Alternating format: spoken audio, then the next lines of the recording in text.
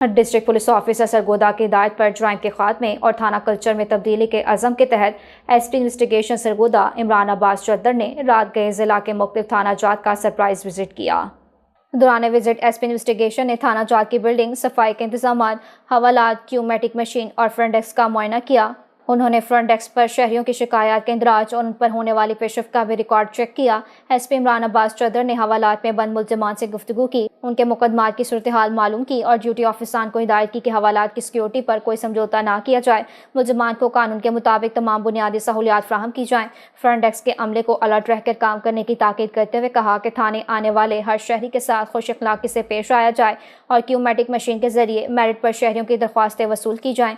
थाना जात के रोजनामचा और दीगर महकमाना रिकॉर्ड का बारीक बीनी से जायजा लिया गया। इस मौका पर SP इन्वेस्टिगेशन इमरान अब्बास चद्दर का कहना था कि थाना कल्चर की तब्दीली और शहरियों को फौरी इंसाफ की फ्राहमी हमारी अवली तरजीह है। अवाम की दाद रसी में सुस्ती या गफलत बरतने वाले ऑफिसरान और एहलकार किसी रियायत के मुस्तहिक नहीं।